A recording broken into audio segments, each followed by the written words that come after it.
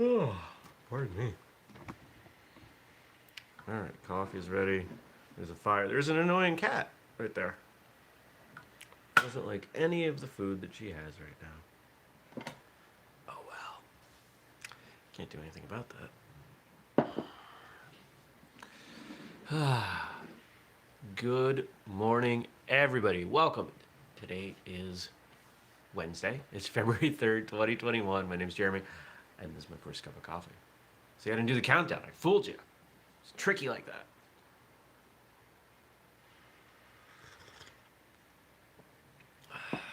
If that fan going behind the stove is bothering, if it comes through loud, I'm guessing it's not, but if it happens to, let me know. I will turn it off.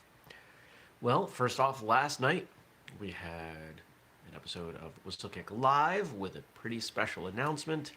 We're only doing one more. And so if you missed out on yesterday's episode, go check it out. It was a great episode. We've got one more coming for you in March, and that's going to be it. We're going to move on, do some different things. It's a fun project, but it hasn't grown the way we had hoped. You know, there are a number of reasons factoring in, but bottom line, when a live show that we put a lot of time into averages 10 to 12 viewers, it means we haven't knocked it out of the park. We've got to knock it out of the park. We've got to find some way to do something that knocks it out of the park. And that's part of why I'm moving on with my phaser now.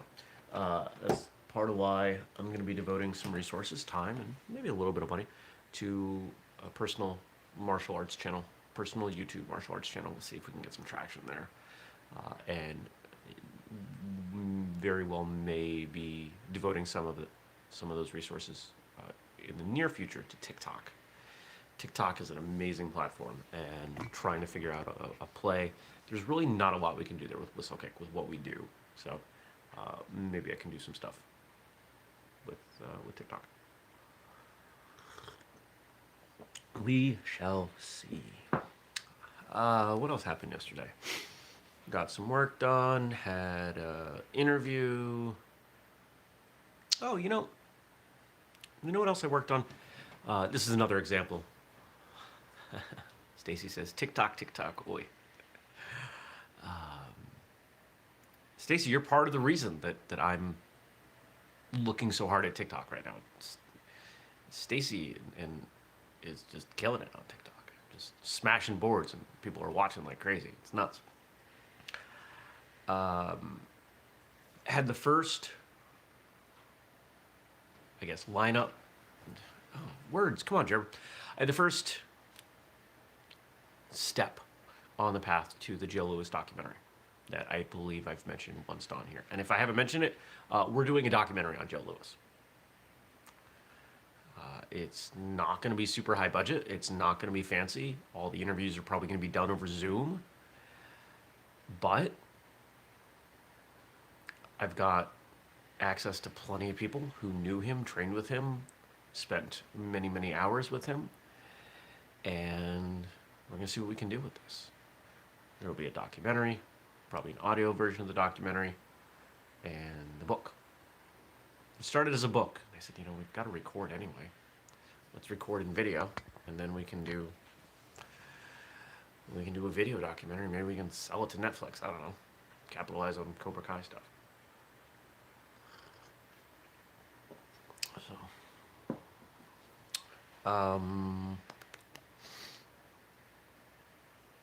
working on that. Just chipping away, selling the book, the novel.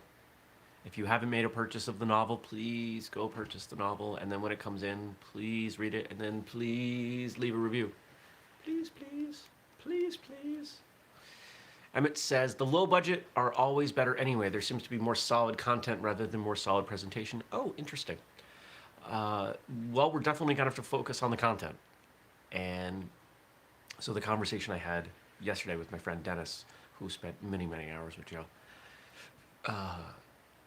he's the perfect person to work on this project with me. And Stacy says her video that went up on TikTok on Saturday is up to 931,000 views. That blows the doors off of anything else. platform-wise, right? Like, we put a great thing for us on YouTube is a few hundred, right? And while there are plenty of people on YouTube doing really well, very few people are stepping into YouTube and getting thousands and tens of thousands and hundreds of thousands of views. TikTok, you can spread a message.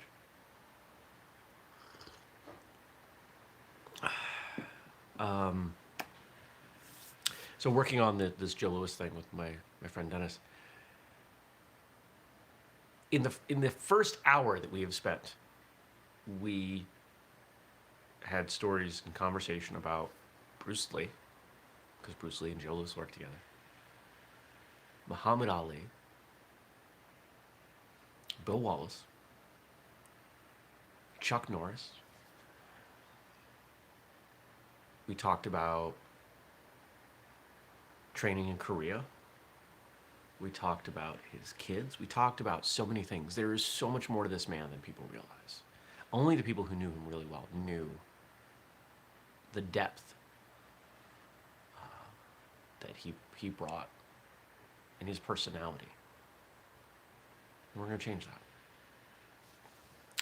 And yeah, we're going to change that.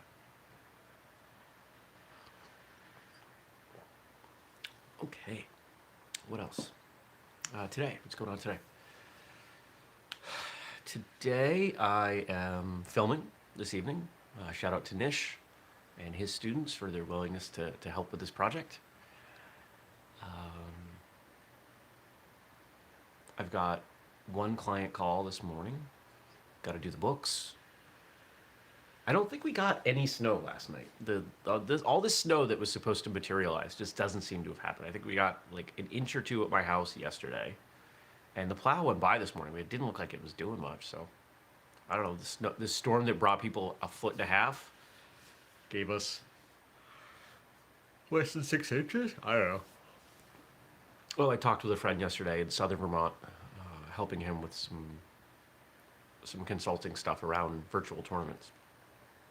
And he had 15 inches overnight. What's this now? It's good coffee this morning. Not quite as strong as some days, but good. What if First Cup was like a fancy show? There'd be a barista. I'd place my coffee order at the beginning of the show, and then a couple minutes later I'd get my coffee. That wouldn't be fun to anybody.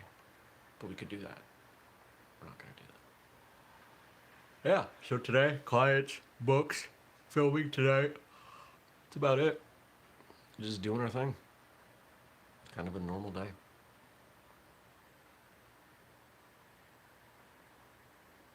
Yeah. Am I watching anything of interest? I watched Saturday's episode of Saturday Night Live. It wasn't good.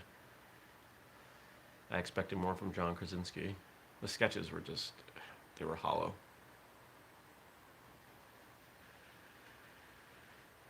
I feel like quite often on that show, they come up with a good concept, and then they don't spend enough time fleshing out different versions that may work.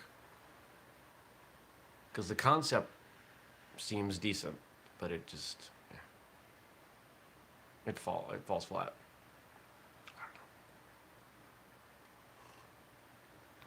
Ooh, crunchy neck. Crunchy neck. All right, well, here we go. Let's see what you all wrote in. Let's see what we got to talk about from yesterday. Open tablet. Open tablet.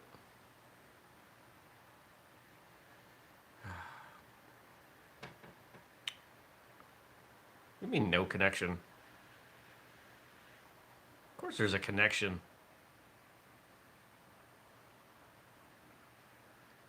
What the hell's going on? Fine, connect to that one. There.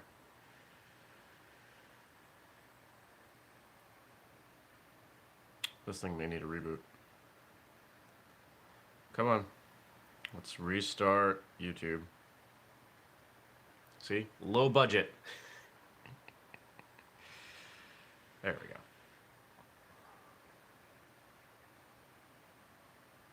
All right, here we go. Yesterday's episode, the picture of me. I'm hiding. If you look at yesterday's graphic, that was me hiding behind my salt lamp. So it's still Black History Month, and today we look at civil rights activist John Lewis. That's a name that, if you're an American, you should know, but may not know, and that's a shame. I met Rosa Parks when I was 17. I met Dr. Martin Luther King when I was 18. These two individuals inspired me to find a way to get in the way, to get in trouble. So I got in good trouble, necessary trouble.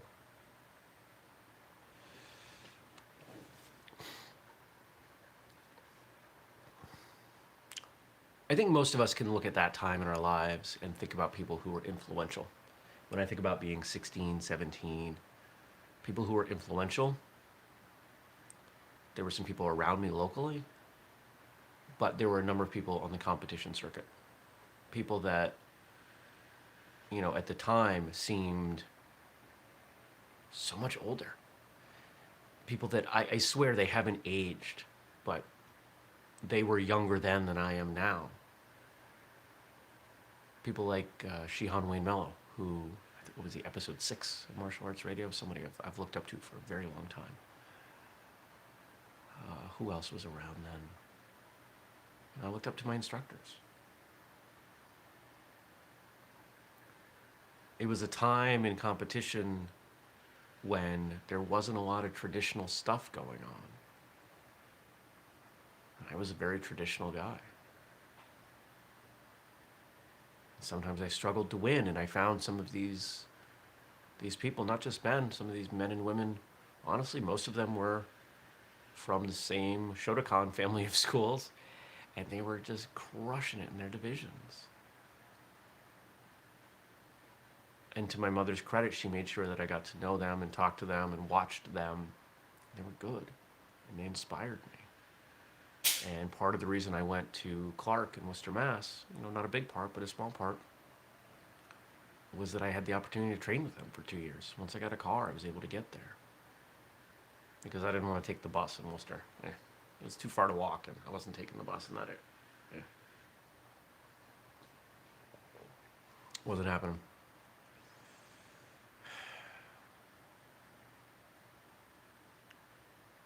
But I owe some of who I am to those people that I knew at that time. Now, the other half of this, think about the trouble part. Nobody ever really directly told me to get in the way, to be troublesome. But I've always had a contrarian streak to me. I've always been someone who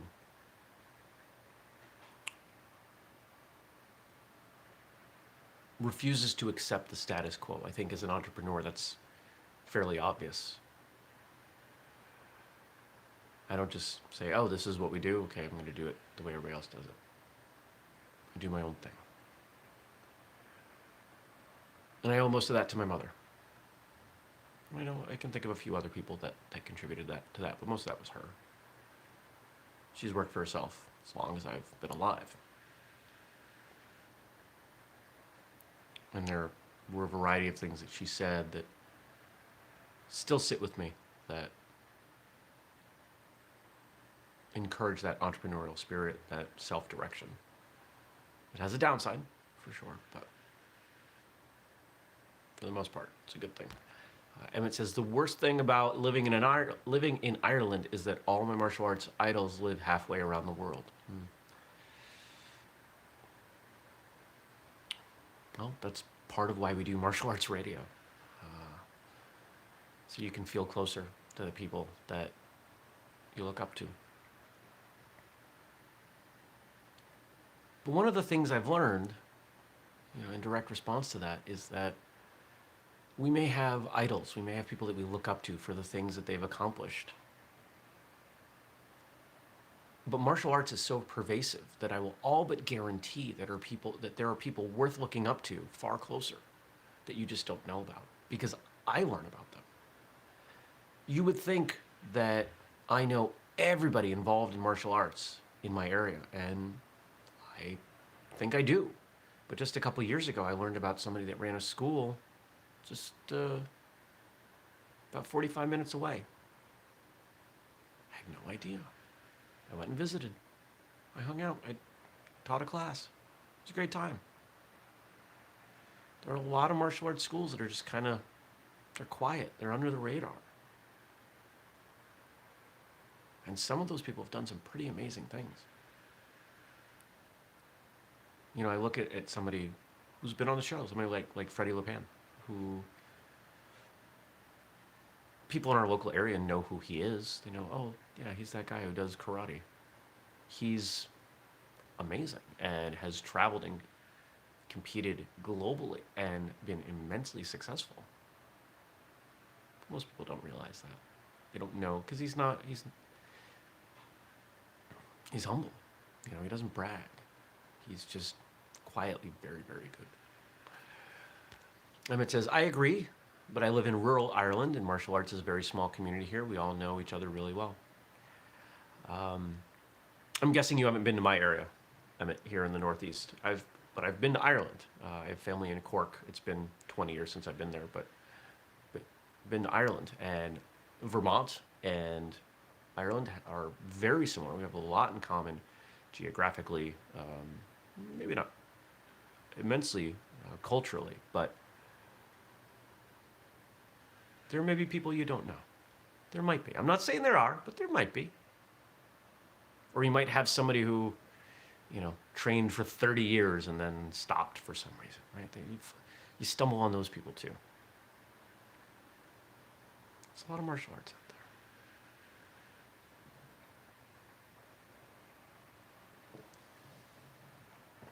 there. Or, you know, let's be honest, you're a short flight to London. There's a lot of good stuff going on in London. Number 2, that was all one quote. You cannot give up. You have to be persistent and keep pushing and press on. You can apply that to anything. You have to keep pushing. For what? For getting better as a martial artist, for becoming a better human being, for raising your kids, for teaching your students, for running your business, whatever it is. When you stop, you die. Don't stop. If something's worth doing, it's worth doing right. It's worth doing well. It's worth putting some energy into. And if it's not, find something that is. So I do what I do. It's worth putting energy into.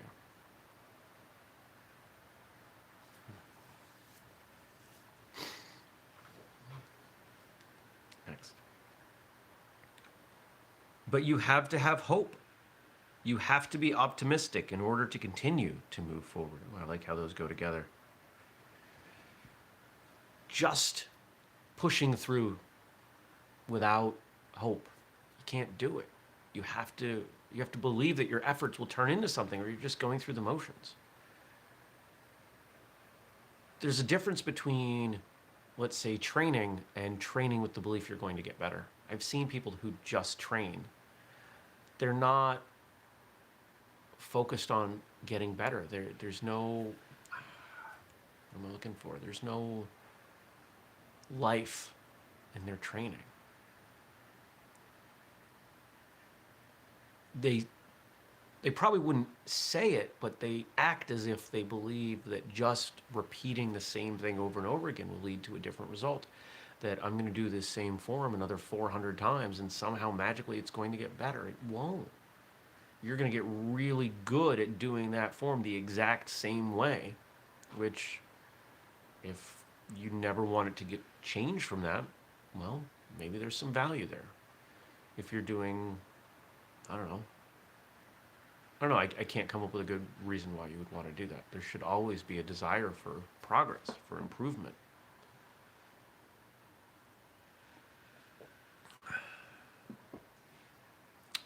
Be willing to find your why and lead from that.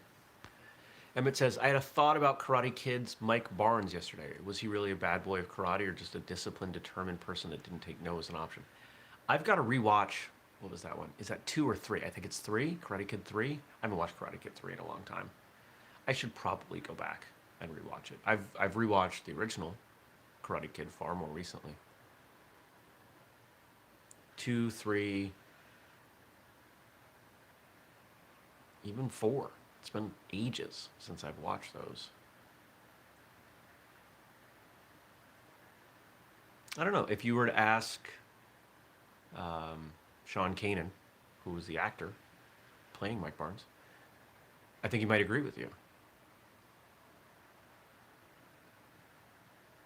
Sean has a new book out, Way of the Cobra. It's an awesome read. Cool. Yeah, I think I saw something about that.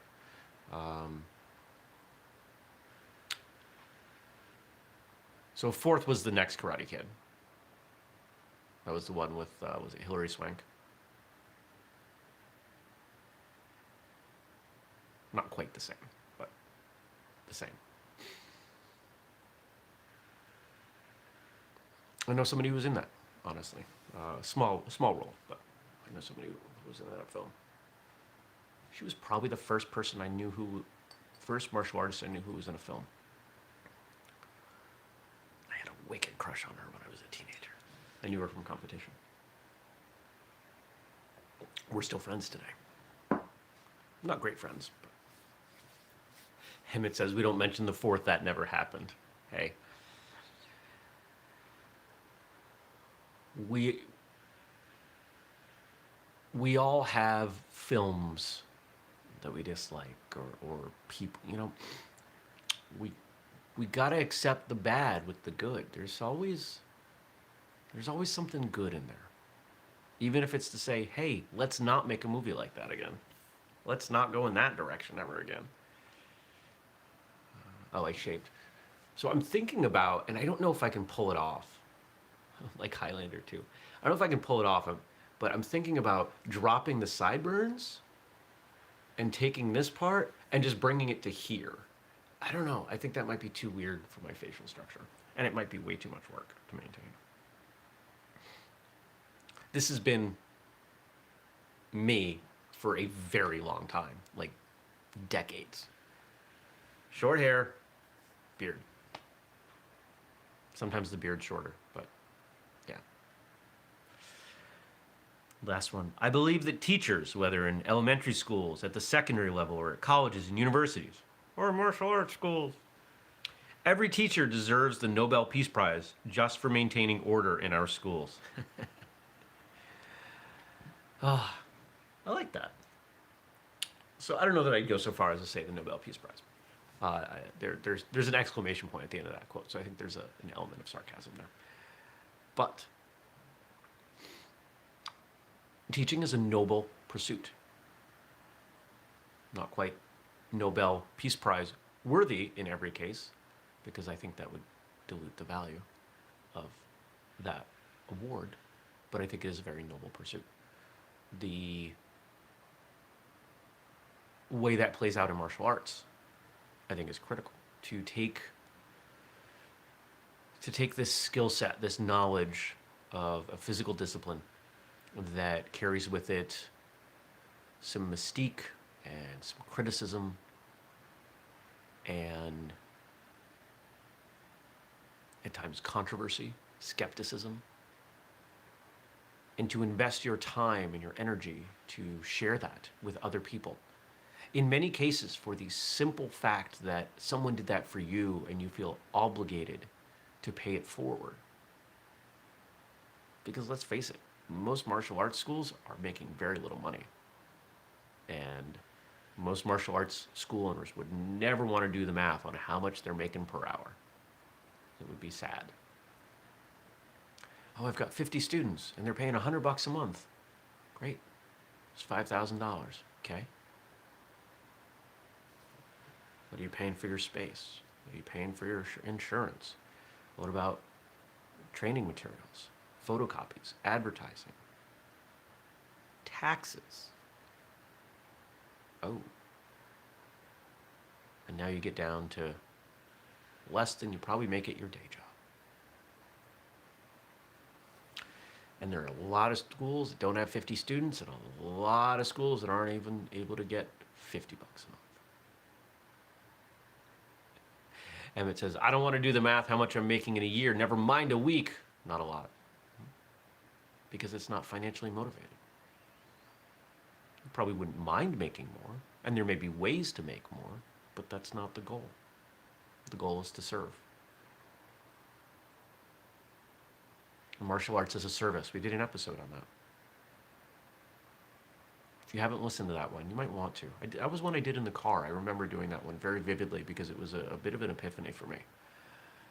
And it changed when, why, how I show up to class.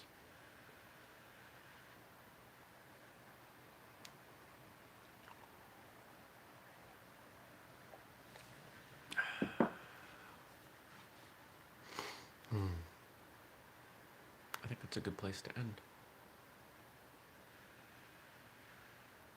Not gonna lie, I kind of just want to sit and hang out on the couch with the fire today. I was busy all weekend. I didn't get to do a lot of that. I would love to do that right now, but no time. No time for that. There's time to move the ball forward, to move the needle, take steps, whatever analogy you want to use. I got stuff to do. You probably have stuff to do too. I hope you have stuff to do, stuff that gets you fired up. I'm going to go work more on the strength speed hybrid training program. I worked on that yesterday. Came up with a concept that works because putting those two things together in a way that's going to be effective, with it's not just smashing things together and destroying people's bodies, that is harder than it sounds. So, if you've purchased either of those programs, you're going to see those things show up in the next version of those programs. At least the how to get the hybrid. You got to buy both. Stacey says, good luck out there today. And yes, thank you. Good luck to you, to all of you who are watching or listening. Thank you for coming by. Leave me some stuff to talk about tomorrow. Thanks as always to Frank for carrying the load. I appreciate you, my friend. And to the rest of you, do good things. I'll see you back here tomorrow. Take care, everybody. Peace.